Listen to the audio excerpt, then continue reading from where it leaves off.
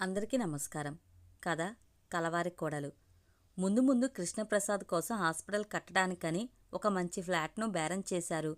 Advance ఇచ్చారు గాని అగ్రిమెంట్ను రాయించుకోలేదు. మావయ్య గారు అనారోగ్యం గొడవలో పడి ఆ విషయం మీద దృష్టి పెట్టక తాత్సారం చేశారు. దాంతో ఆ స్థలం అమ్ముతానన్న పెద్ద మనిషి ఇప్పుడు అమ్మనంటూ అడ్వాన్స్ ఇచ్చేస్తానని మాట మార్చేశాడు. రేటు పెంచుతామన్నా వినటం లేదు. ఈ బేరసారాలన్నీ విష్ణు వాళ్ల మావయ్య కోదండం గారి ద్వారానే జరిగాయి. అందరూ ఇలా అనుకుంటున్నారని ఆయన కృష్ణప్రసాద్తో చెప్పిన మాటల్ని అత్తయ్యతో అలా యథాతథంగా చెప్తుంటే నేను వినటం జరిగింది. కృష్ణప్రసాదే అలా మాట్లాడుతున్నాడని, నేను పొరబడి ఉంటానని అతను బాధపడుతున్నట్లుగా నీరజ చెప్పింది. నేను తల తిప్పటి చూసేసరికి కృష్ణప్రసాద్ గుమ్మం దగ్గర నిలబడి ఉన్నాడు. కాటన్ బ్యాండేజ్ క్లాత్ లాంటి సరంజామా ఉన్న చిన్న బ్యాగ్ కూడా తీసుకువచ్చాడు. కుర్చీని మంచానికి దగ్గరగా లాక్కొని కూర్చుంటూ, ఏది చేయి చూడనివ్వండి అన్నాడు. గాయం చిన్నదే, రేపటికే మానిపోతుంది. బొమ్మే, చాలా ఖరీదైనది చేజారిపోయింది. పొరపాటు జరిగింది. చింతిస్తున్నట్లుగా అన్నాను. చేజారిన వస్తువుల గురించి ఆలోచించాల్సిన పనిలేదు. మళ్ళీ కొనుక్కోగలం. మన ప్రయత్నాలు ఫలించకపోవడానికి ఇంకెవరి జాతకమో కారణమని ఆరోపించేంత మూర్ఖుణ్ణి కానని మీరు నమ్మితే చాలు. కాకపోతే ఎవరో మూర్ఖులన్న మాటలను అక్కడే మర్చిపోకుండా డైరెక్ట్ స్పీచ్లో రిపీట్ చేయడంలో మాత్రం నా తప్పు ఉంది. క్షమించేయండి. ఇవే కాళ్ళనుకోండి చనువుగా అంటూ నా చేతుల్ని పట్టుకోబోయి ఆగాడు. కాళ్లే అందుబాటులో ఉండగా చేతుల్ని కాళ్ళనుకోవడం ఎందుకు? చిరునవ్వుతో అని 2 చేతుల్ని నా కాళ్ల మీద ఉంచాడు. చచ్చ, ఇదేమిటి అంటూ కాళ్ళు ముడుచుకున్నాను. అలా చేస్తాడని ఊహించలేదు. నా చేతుల్ని చచ్చ అని తీసిపారేయకండి.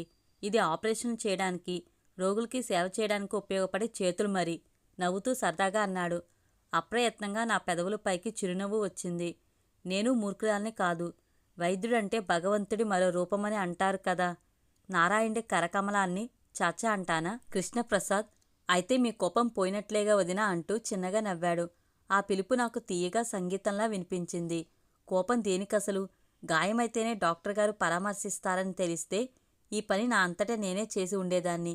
చేతిగాయం వైపు చూస్తూ అన్నాను.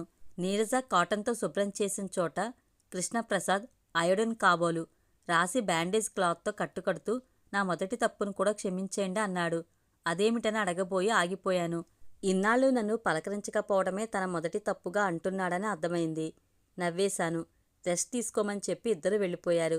విష్ణుకు నేను కృష్ణప్రసాద్ మాటల గురించి చెప్పకుండా బొమ్మ పగిలి చేతికి దెబ్బ తగలడం సంగతే చెప్పాను. కృష్ణప్రసాద్ కట్టుకట్టాడని చెప్తే విష్ణు మోహన్లో ఆశ్చర్యం, ఆనందం తలుక్కుమన్నాయి. నీరజ భోజనానికి రమ్మని పిలిస్తే మేం వెళ్లేసరికి అందరూ డైనింగ్ టేబుల్ దగ్గర కూర్చుని ఉన్నారు. నేను ఆ ఇంటికి వచ్చాక అలా అందరం భోజనానికి కూర్చోవడం అదే మొదటిసారి. శ్రీలక్ష్మి ఉన్నప్పుడు అందరూ కూర్చుని కబుర్లు చెప్పుకుంటూ భోజనం చేయడం అలవాటని తెలుసు. నేను వచ్చాక ఆ పద్ధతి పోయింది. ఎవరికి వారుగా చేస్తున్నారు. కృష్ణప్రసాద్, నీరజ, చిన్నత్తయ్య అందరూ సరదాగా మాట్లాడుతుంటే భోజనాలు కానివ్వటం విష్ణుకే కాదు, నాకు చాలా ఆశ్చర్యంగా, ఆనందంగా అనిపించింది. అందరిలా కబుర్లు చెప్పడం, నవ్వటం లేకపోయినా అత్తయ్య మొహంలో కనీ కనిపించినట్లుగా చిరునవ్వు, కాంతి కనిపించాయి. కృష్ణప్రసాద్ పెళ్ళైతే అత్తయ్యలో పూర్తిగా మార్పు వస్తుందేమో. ఇప్పటికే కొంచెం చురుగ్గా అనిపిస్తున్నారు. ఒక మేనకోడల మరణంతో అత్తయ్య మనసులో ఏర్పడిన వెలితి ఇంకొక మేనకోడలు కోడలుగా రావడంతో తీరుతుందని అనిపించింది. ఇంట్లో వాళ్ళంతా మునపట్లా ఉంటే నాలోని అపరాధభావం కూడా క్రమేపీ తగ్గుతుందేమో మరి. నాన్నగారి దగ్గరుండి ఫోన్ వచ్చింది. విద్యార్థులకు చదువు చెప్పడమే కాకుండా వాళ్ళని ఉత్తమ పౌరులుగా తీర్చిదిద్దే ప్రణాళికలతో నడపబడుతున్న నాన్నగారు వాళ్ళ స్కూల్ను చూసిన ఒక గొప్ప ఆయన ఉత్తరప్రదేశ్లోని తన స్వగ్రామంలో కూడా అటువంటి విద్యాలయాన్ని నిర్మించాలని అనుకుంటున్నారట. నాన్నగారిని అక్కడికి వచ్చి కొన్నాళ్ళుండి స్కూలు నిర్వహణ బాధ్యతలు తీసుకోమని ఆయన అభ్యర్థిస్తే కాదనలేకపోయానని చెప్పారు. కనీసం 2 ఏళ్లైనా అక్కడ ఉండాల్సి వస్తుందని, నానమ్మతో కలిసి వెళ్లే ఏర్పాట్లు మొదలుపెట్టారని చెప్పారు. వైజాగ్ రావాలనుకుంటే ఇంట్లో ఉండొచ్చని, తాళాలు రామబ్రహ్మ అంకుల్ ఇంట్లో ఇచ్చి అప్పుడప్పుడు శుభ్రం చేయించే ఏర్పాటు చేశానని అన్నారు. విషయం వినగానే చాలా దిగులనిపించింది. నేను ఇక్కడికి వచ్చాక నేను ఇంటికి వెళ్ళలేదు. శ్రీనిలయానికి నాన్నగారు వాళ్ళు రాలేదు. ఇంటికి వెళ్తే నాన్నగారికి అబద్ధం చెప్పలేను, అలాగని నిజాలు చెప్పలేను. అత్తయ్య ఇప్పటి వరకు నాతో మాట్లాడలేదని తెలిస్తే తన జీవితంలోని సమస్యలే నాకు ఎదురయ్యాయని అనవసర భయాలతో బాధపడతారు. నాన్నగారు ఇక్కడికి వచ్చినా అదే సమస్య. అత్తయ్య వాళ్ళు పలకరిస్తారో లేదో తెలియదు. ఇక్కడకు రాకుండానే వెళ్ళిపోతున్నారేం నాన్నా అని అడిగానే కానీ వచ్చి వెళ్లాల్సిందే అని ఖచ్చితంగా చెప్పలేకపోయాను. నా పరిస్థితి ఏమిటో చిత్రంగా ఉందనిపించింది. అక్కడికి వెళ్ళాక కొంచెం స్థిమితపడగానే తెలియజేస్తానని, అప్పుడు మేమిద్దరం వస్తే కొత్త ప్రదేశాలు చూసినట్లుగానూ ఉంటుందని నాన్నగారు అంటే అప్పటికి అలాగేనని సమాధానం చెప్పాను. ఎవరమ్మా నువ్వు? కొత్తగా చేరావా? పని మధ్యలో ఆపేసి పుస్తకాలు తిరిగేస్తున్నావేంటి? పదునుగా వచ్చిన ఆ ప్రశ్నకి ఉలిక్కిపడి పక్కకు చూశాను. ఎవరో పంచికట్టు పెద్ద మనిషి గుమ్మం దగ్గర నిలబడి ఉన్నారు. శ్రీలక్ష్మికి అత్తయ్యకు పుస్తకాలు చదివే అలవాటు ఉందని, లైబ్రరీ రూంలోని పుస్తకాల్లో నీకు కావాల్సినవి ఉన్నాయేమో చూసుకోమని విష్ణు ఆ మధ్య చెప్పిన మాటలు గుర్తుకొచ్చి లైబ్రరీ రూంకి వచ్చాను. మునుపు అత్తయ్య ఉండే గదికి పక్కనే ఉంది. పనిలో పనిగా పుస్తకాలు కింద పెట్టి నేను నేల మీద కూర్చుని పుస్తకాల దుమ్ము దులుపుతూనే నేను చదవాలనుకున్నవి వేరే పెడుతున్నాను. కొన్ని పుస్తకాలను తిరగేస్తూ లీనమైపోయి నేను ఆయన రాకను గమనించలేదు. ఎక్కడో చూసినట్లున్నానే అని ఒక క్షణం ఆలోచించగానే గుర్తుకు వచ్చింది.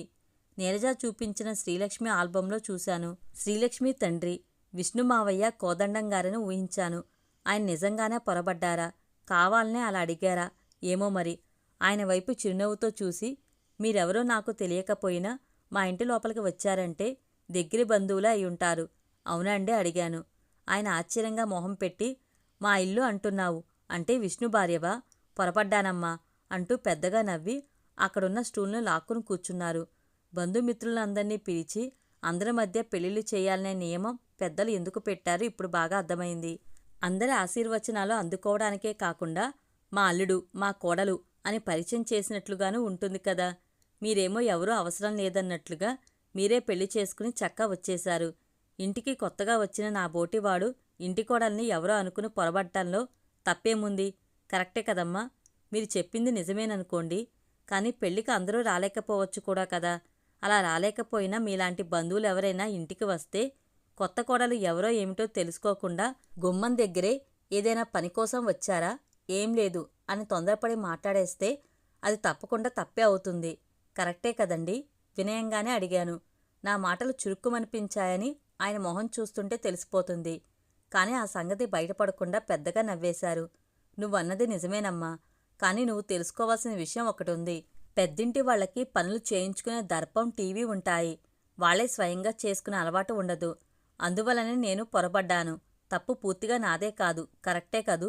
నువ్వు బాగా నొచ్చుకున్నట్లున్నావు. పొరపాటున చెప్పా కదమ్మా. ఆయన గొంతులో అనునయం. నేను చిన్న కుటుంబం నుండి వచ్చిన దాన్ని కాబట్టి గొప్పింటి వాళ్ల పద్ధతులు, దర్జా నాకు తెలియవని ఎత్తి చూపడం కాబోలు. కొందరికి వగచినట్లు వాత పెట్టినట్లు కూడా మాట్లాడగల నైపుణ్యం ఉంటుంది. ఎదుటివాళ్లు గుర్తించలేదని అనుకుంటారేమో కానీ తెలిసిపోతుంది. ఈ ధోరణి అప్పుడు ఊరు నుంచి వచ్చిన బంధువుల్లోనూ కనిపించింది. ఈయనకి బంధువులేగా మరి. నేను చిరునవ్వుతో ఆయన దారిలోకే వెళ్లి సమాధానం చెప్పాను. మీరన్నది నిజమే బాబాయ్ గారు. కానీ ఎంత గొప్పవాళ్లకైనా పని చేయించుకునే దర్జాతో పాటు అవసరమైనప్పుడు స్వయంగా చేసుకోగలిగే సత్తా కూడా ఉండాలి. అసలు పనిచేయడం వచ్చిన వాళ్లకే బాగా పని చేయించుకోగలగటమూ తెలుస్తుంది. నన్ను పని మనిషిగా మీరు పొరబడినందుకు నేను నొచ్చుకున్నాననుకుని మీరు మళ్ళీ పొరబడ్డారు. పని తప్పించుకోవడంలో తప్పు ఉంటుంది గాని ఏ పనైనా చేయడంలో గౌరవం తప్ప అమర్యాద ఉండదని నేననుకుంటాను. అందుకే ఎవరైనా నన్ను పని మనిషిగా పొరబడితే బాధపడ్ను. పనిచేసే మనిషికి విలువుంది. పని పాట లేని మనిషిగానో పనికిమాలిన మనిషిగానో అనిపించుకుంటేనే నొచ్చుకోవాలి. కరెక్టే కదండి? ఆయన మొహం నల్లబడింది. కొంచెం విసురుగా ఏదో అనబోయి తమాయించుకుని పెదవుల పైకి చిరునవ్వును రప్పించారు. లౌక్యం తెలిసిన మనిషి ఏదో మాట్లాడబోతుండగా అక్కడికి కృష్ణప్రసాద్ వచ్చి, నువ్వెప్పుడు వచ్చావు మావయ్య అని పలకరించాడు. ఇదిగో ఇప్పుడే పెళ్లి ఏర్పాట్ల గురించి నీతో మాట్లాడదామని వస్తుంటే విష్ణు భార్యని నేను చూడలేదుగా, పలకరిస్తున్నాను. మన వాడెందుకు పడిపోయాడో నాకర్థమైందిరా. అమ్మాయికి మాటల చమత్కారం చాలా ఉంది. ఒక ప్రశ్నకి 2 జవాబులు. ఏదో జోక్ చెప్పినట్లుగా నవ్వారు. కృష్ణప్రసాద్ కనుబొమ్మలు ఎగరవేస్తూ నవ్వు మొహంతో, మా వదినా మజాకానా, జాగ్రత్తగా మాట్లాడు మరి అని ఎందుకోగాని నిట్టూర్చాడు. పెళ్లి పనుల్లో నా ప్రమేయం ఏమీ లేదు. అంతా అమ్మ ఇష్టప్రకారమే జరుగుతుంది. అదే జరగాలి. అమ్మతో మాట్లాడితే సరిపోతుంది. నాకు పని ఉంది, బయటికి వెళ్తున్నాను అంటూ చకచకా వెళ్ళిపోయాడు. కోదండంగారు కూడా బరువుగా నిట్టూర్చారు. ఇప్పుడు నాకు చాలా సంతృప్తిగా ఉందమ్మా. అందరూ నీ గురించి ఏదో అంటుంటే నీ తప్పేముందని నేను బాధపడిన మాట నిజం. మా అమ్మాయి చేసిన తొందరపాటు పనికి నిన్ను తప్పుపట్టడం ఏం సబబు? నేను అందరితో అదే అన్నాను కూడా. ఇంట్లో వాళ్ళు కూడా నిన్ను దూరం పెట్టారని తెలిసి నేనెంత బాధపడ్డానో నాకే తెలుసు.